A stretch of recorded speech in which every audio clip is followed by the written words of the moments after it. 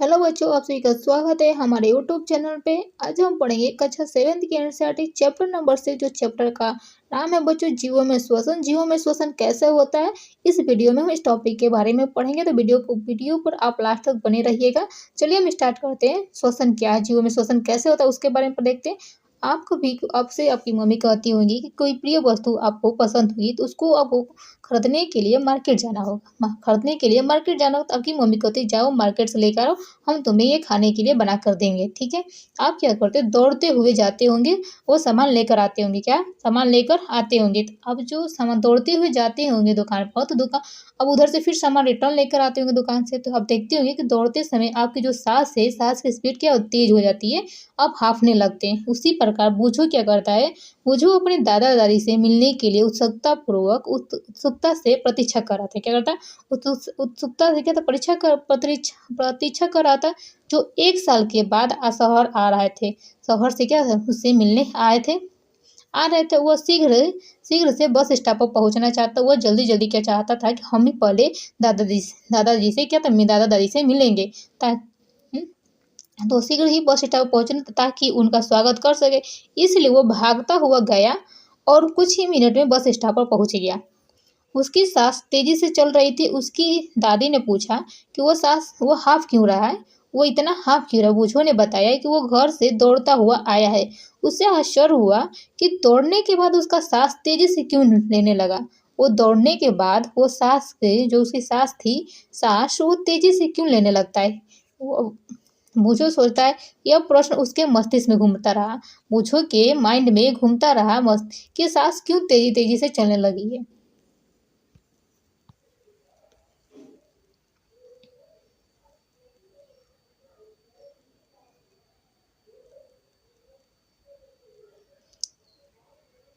तो बूझो ने इस प्रश्न का उत्तर जानने के लिए पहले यह समझना आवश्यक है, बूझो को प्रश्न को जानने के लिए पहले यह समझना आवश्यक है कि हम सांस क्यों लेते हैं। हमें सांस क्यों लेते हैं? सांस लेना श्वसन प्रक्रम का एक क्या है, चरण है। आइए हम श्वसन के बारे में पढ़ते हैं। क्या कहते हैं? श्वसन के बारे में पढ़ते हैं। हम श्वसन क्यों करते हैं? ठीक है, आपको बता दें कि अध्याय 2 में हमने पढ़ा कि सभी जीव सूक्ष्म इकाइयों से क्या होते हैं, बने होते हैं, जिन्हें कोशिका कहते हैं। आपको बता दें जितने भी जीव हैं ब्रह्मांड में, जितने भी जीव क्या सूक्ष्म इकाई से मिलकर से बने होते हैं, जिन्हें हम क्या कहते हैं, कोशिका से बने होते हैं। कोशिका जीव की सबसे छोटी संरचना में क्रियात्मक इकाई होती है। क्या होती है? जो कोशिका होते हैं, जितने भी जीव है ब्रह्मांड में, वो सूक्ष्म इकाइयों से बने होते हैं, जिन्हें हम कोशिका कहते हैं। कोशिका क्या होती है बच्चों? कोशिका जीव की सबसे छोटी संरचनात्मक तथा क्रियात्मक इकाई होती है। जीव की प्रत्येक कोशिका पोषण, परिवहन, उत्सर्जन, जनन जैसे कुछ कार्यों में संपादित करने में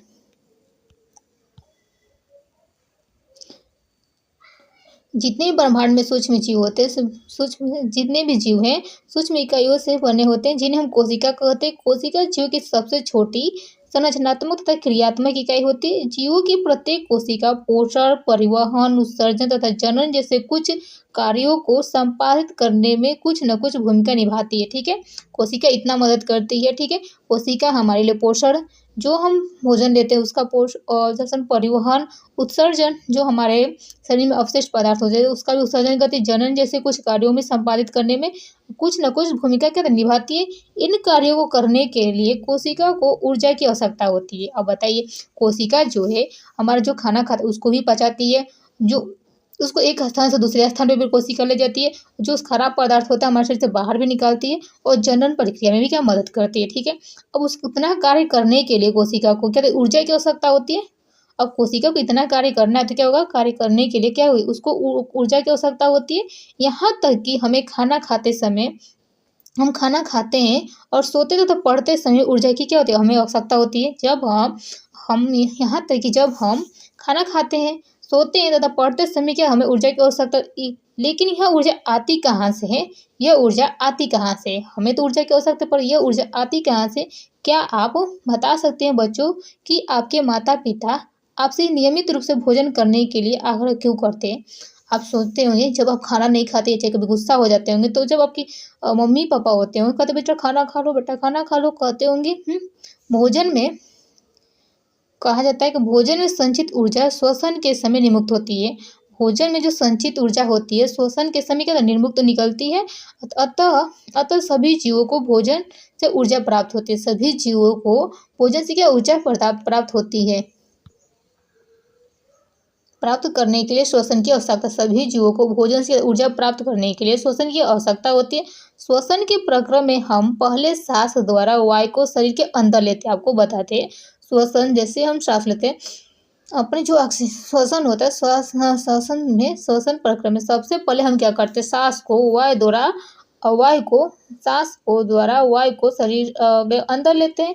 आप जानते हैं कि वायु में ऑक्सीजन होती है, जो वायु है उसमें क्या होती है, ऑक्सीजन होती है। या फिर हम सांस छोड़ते हैं, छोड़ते हुए वायु को शरीर से बाहर निकालते हैं। सांस छोड़ते हैं, जब हम सांस छोड़ते हैं तो वायु को शरीर से क्या बाहर निकालते हैं। इस वायु में सांस द्वारा अंदर ली हुई गई वायु की तुलना में कार्बन डाई की मात्रा अधिक होती है।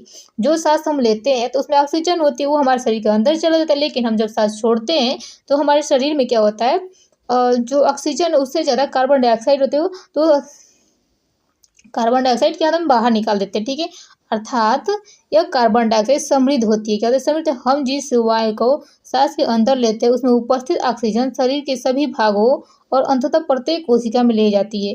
और कोशिका से यहाँ यह ऑक्सीजन भोजन के विखंडन में सहायता करती है। कहती है, जैसे ही हम सांस लेते हैं और वायु को सांस के अंदर लेते हैं, उनमें से उपस्थित ऑक्सीजन शरीर के सभी भागों में अंदर प्रत्येक कोशिका में ली जाती है। कोशिका क्या करती है, कोशिका में यह ऑक्सीजन करती है, यह ऑक्सीजन भोजन के विखंडन में सहायता करती है। कोशिका में भोजन के विखंडन के प्रक्रम को ऊर्जा मुक्त होती है।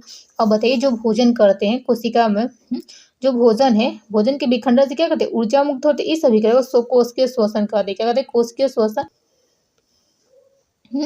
यह क्या करते हैं, कोशिका की जो कोशिका में यह ऑक्सीजन भोजन के विखंडन में सहायता करती है।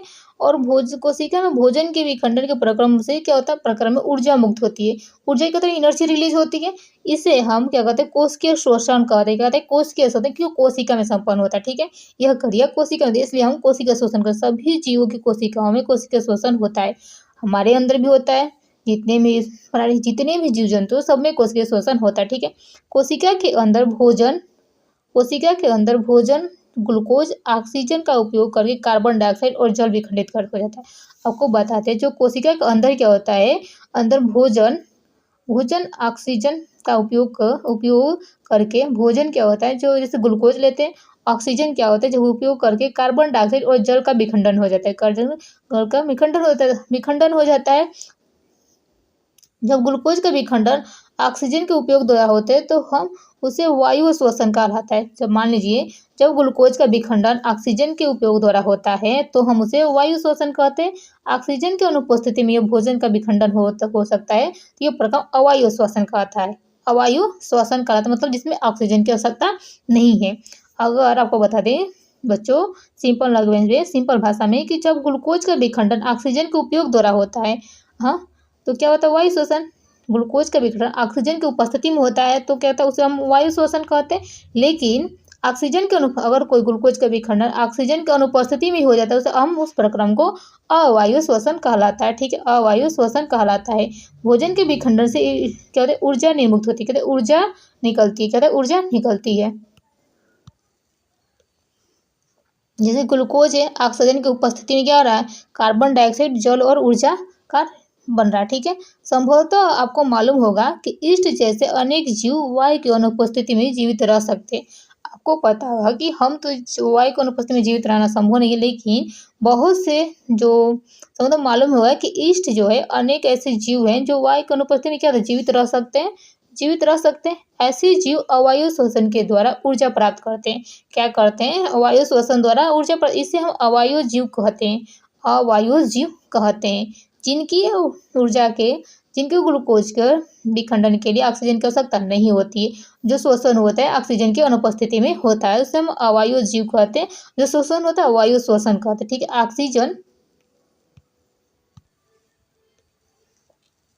ऑक्सीजन की अनुपस्थिति में देखें अभी कि ऑक्सीजन की अनुपस्थिति में ग्लूकोज, एल्कोहल और कार्बन डाइऑक्साइड विखंडित हो जाता है। आप देखते हैं, जो ग्लूकोज है, ऑक्सीजन की अनुपस्थिति में देखिए, ग्लूकोज है का ऑक्सीजन की अनुपस्थिति में अल्कोहल कार्बन डाइऑक्साइड ऊर्जा क्या होती है विखंडित हो जाती है, जैसे कि निम्न समीकरण द्वारा दर्शाएगा। ठीक है, इस समीकरण में देखिए जो ग्लूकोज है ऑक्सीजन की अनुपस्थिति में मतलब अल्कोहल में कार्बन डाइऑक्साइड और ऊर्जा में निर्मुक्त होती है। ठीक है, जैसे ईस्ट एक कोशिकीय जीव होता है, यह वायु रूप में श्वसन करते क्या थे अवायु रूप में श्वसन करते। इस प्रक्रिया के समय अल्कोहल निर्मित होता है। ठीक है, ईस्ट में अवायु श्वसन उस प्रक्रिया के समय अल्कोहल निर्मित होता है। इनका उपयोग शराब बनाने या बियर बनाने के लिए किया जाता है। हमारी पेशीय कोशिकाएं भी अवायु रूप में श्वसन कर सकती है। आपको बताते हैं जो हमारी पेशियां होती हैं क्या होती है वायु रूप में क्या अवायु रूप में जिसमें ऑक्सीजन की अनुपस्थिति होता है श्वसन कर सकती है, लेकिन ऐसा थोड़े समय तक ही कर सकती है। लेकिन आपको बताते हैं जो हमारी पेशियां होती हैं मसल्स होती हैं उनमें क्या होता है अवायु श्वसन के रूप में भी शोषण कर सकती है, लेकिन ये थोड़े समय तक, ज़्यादा देर तक नहीं, थोड़े समय तक कर सकती है। वास्तव में यह प्रक्रम उस समय होता है जब ऑक्सीजन की अस्थायी रूप से कमी हो जाती है। जैसे हमारे शरीर में कुछ देर के लिए ऑक्सीजन की कमी हो जाती है, उस समय क्या होता है हमारी कोशिका अवायु श्वसन करने लगती है। ठीक है, जो हमारी पेशियाँ होती है। ठीक है, ऑक्सीजन की अस्थायी रूप में कमी हो जाती है। बहुत देर तक व्यायाम नहीं करने, तेजी से दौड़ने और घंटे टहलने, साइकिल चलाने तथा भारी वजन उठाने जैसे अनेक कार्य के लिए अधिक ऊर्जा की आवश्यकता होती है।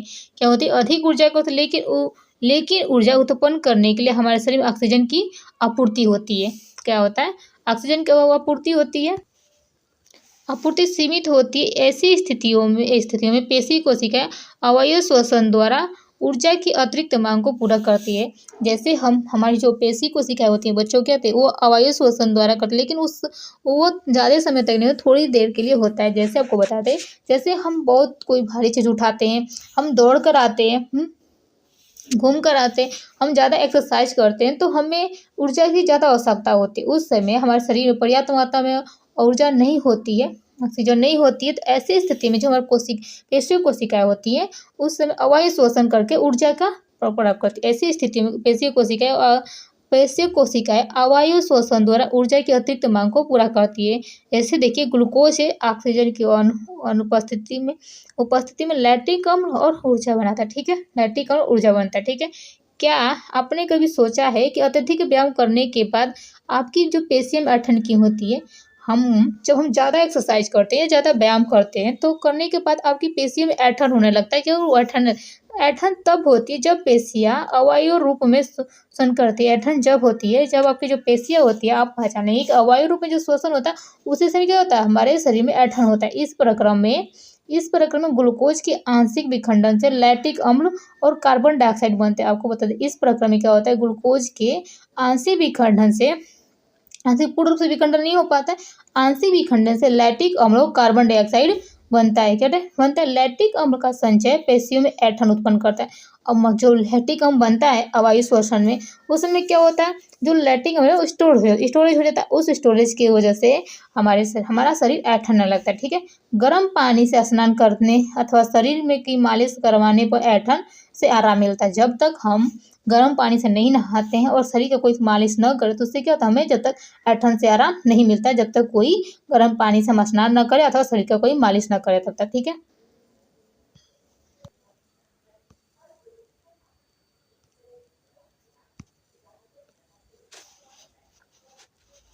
क्या आप अनुमान लगा सकते हैं कि ऐसा क्यों होता है हमारे शरीर में ऐंठन होता है, क्यों होता है ऐंठन क्यों होता है? ऐसा अनुमान लगाइए। गर्म जल से स्नान अथवा शरीर की मालिश करने से जो रक्त का संचरण बढ़ जाता है। हम जैसे ही गर्म पानी से स्नान करते हैं और शरीर का मालिश करवाते हैं तो जो हमारा ब्लड होता है उसका संचरण क्या बढ़ जाता है। इसके परिणाम स्वरूप पेशीय कोशिकाओं को ऑक्सीजन की आपूर्ति बढ़ जाती है। इसके परिणाम क्या होता है, इसके पश्चात क्या होता है जो पेशीय कोशिकाओं में ऑक्सीजन की आपूर्ति बढ़ जाती है और ऑक्सीजन की आपूर्ति बढ़ जाने से लैक्टिक अम्ल तथा कार्बन डाइऑक्साइड और जल में पुनः विखंडन हो जाता है। आपको पता है जो ऑक्सीजन की आपूर्ति बढ़ जाती है तो ऑक्सीजन की आपूर्ति बढ़ जाने से जो लैक्टिक अम्ल है का कार्बन डाइऑक्साइड और जल में पुनः विखंडन, जो लैक्टिक अम्ल बना था उससे क्या होता है ऑक्सीजन की आपूर्ति बढ़ जाती है तो लैक्टिक अम्ल जो होता है वो कार्बन डाइऑक्साइड जल में पुनः क्या होता है विखंडन हो जाता है। जल में जो लैक्टिक अम्ल का कार्बन डाइऑक्साइड और जल में क्या पुनः विखंडन पूर्ण रूप से विखंडन हो जाता है, हमारी शरीर की ऐंठन कम हो जाती है। अब हमारा अगला टॉपिक है बच्चों श्वसन। श्वसन क्या होता है उसके बारे में देखें, ठीक है। इस क्रियाकलाप को अपने शिक्षक शिक्षिका की उपस्थिति में करना, ठीक है।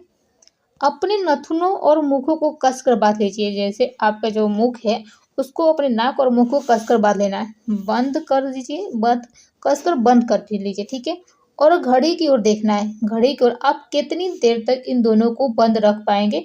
कुछ समय बाद आप क्या महसूस किया कि आप उस समय नोट रख कीजिए और अब जब तक आप अपनी सांस को रोक सकते हैं, ठीक है। आपको कोई कह दे कि अपने नाक और मुंह को कसकर बंद करिए और अपनी घड़ी से देखिए कि आप कितनी देर तक नाक और मुंह को कितनी देर तक बंद रख सकते हैं, ठीक है। कुछ समय बाद आपको यह महसूस होगा और उतने समय तक आपको क्या करना है, उस टाइम को नोट कर अपने कॉपी पर जब तक आप अपनी सांस को रोक के रख रहे हैं, क्या करना, रोक कर रख सकते हैं, उतनी टाइम को नोट कर रखना है, ठीक है।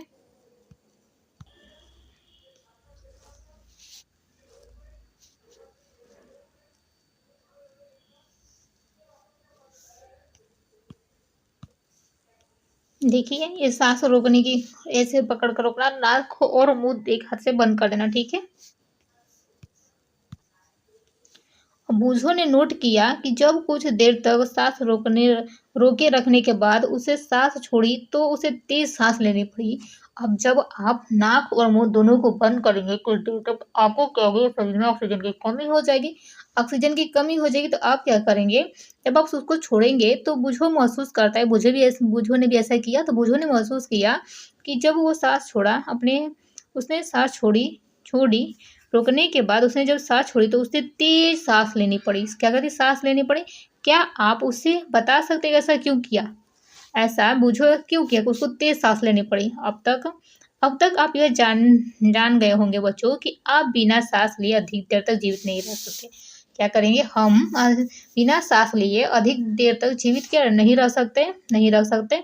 श्वसन या सांस लेने का अर्थ ऑक्सीजन से समृद्ध वायु अंदर खींचना और ग्रहण करना और कार्बन डाइऑक्साइड समृद्ध वायु को बाहर निकालना। क्या होता है, श्वसन या सांस लेने का अर्थ होता है बच्चों ऑक्सीजन से समृद्ध वायु को अंदर खींचना या ग्रहण करना, ठीक है। ऑक्सीजन से समृद्ध वायु को अंदर खींचना या ग्रहण करना और कार्बन डाइऑक्साइड से समृद्ध वायु को बाहर निकालना। क्या होता है, ऑक्सीजन से समृद्ध वायु को अंदर खींचना और या ग्रहण करना और कार्बन डाइऑक्साइड को समृद्ध वायु से बाहर निकालना को हम श्वसन कहते हैं, ठीक है।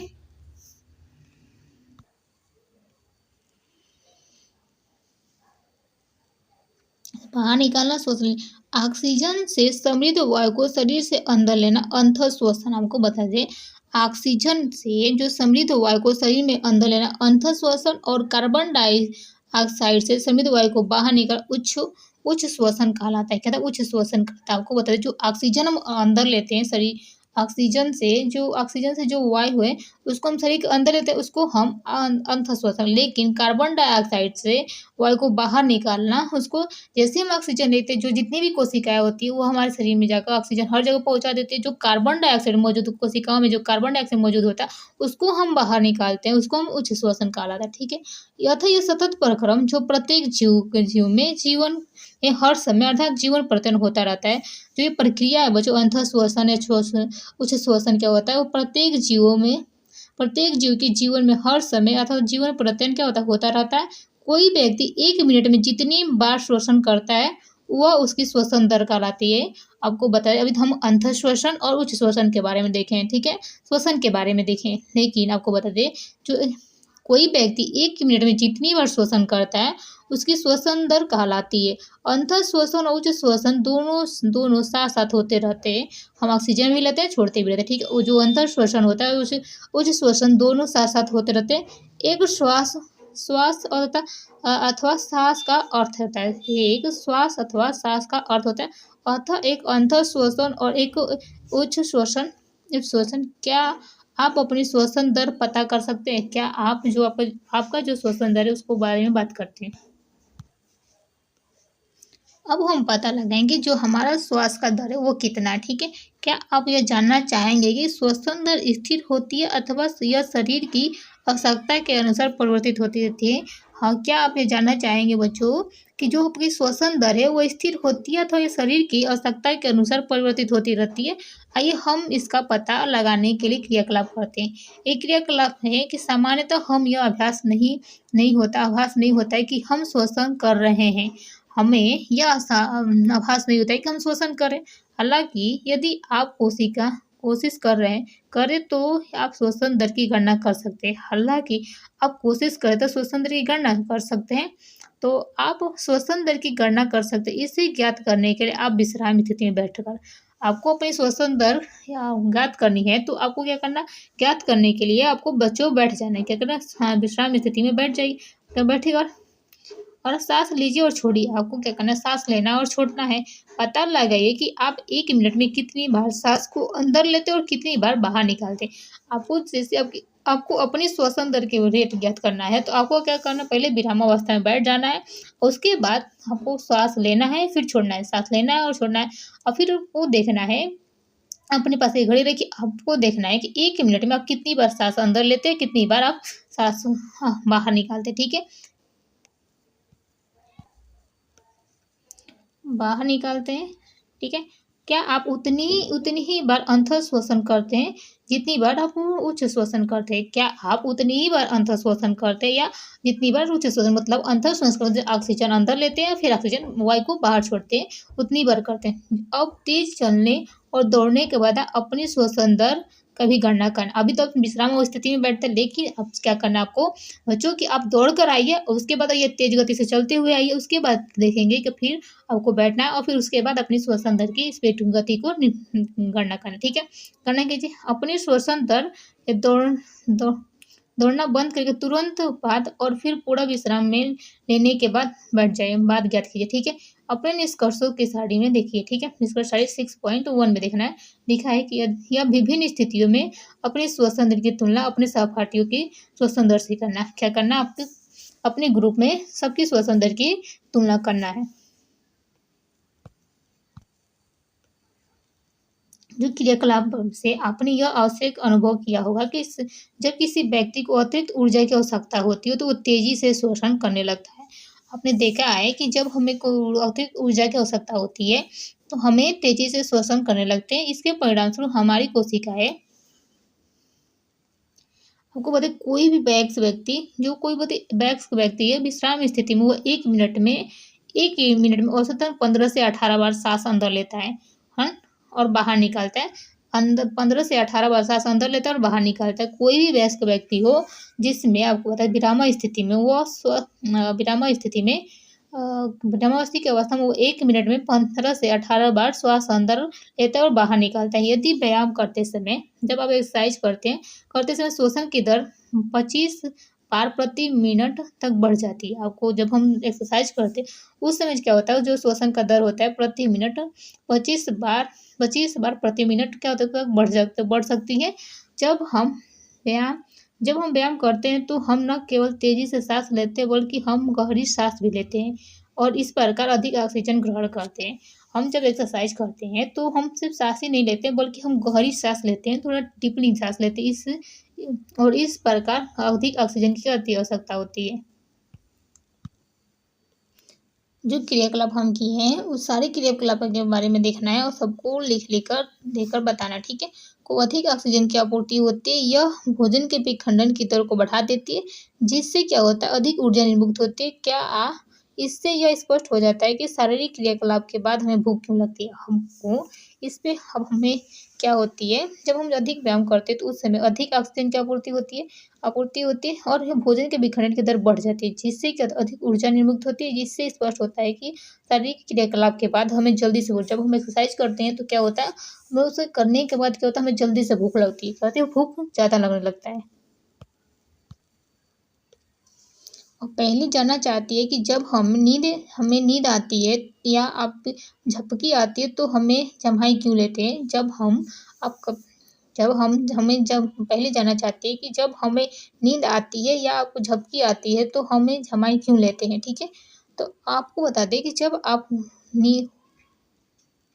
आप नींदे होते हैं तो आपकी श्वसन दर कम हो जाती है। जब आपकी नींदें आती हैं तो क्या होता है, आपकी श्वसन दर कम हो जाती है, आपके शरीर में पर्याप्त ऑक्सीजन मिल पाती है। आपके शरीर में क्या होता है, पर्याप्त ऑक्सीजन मिल पाता है।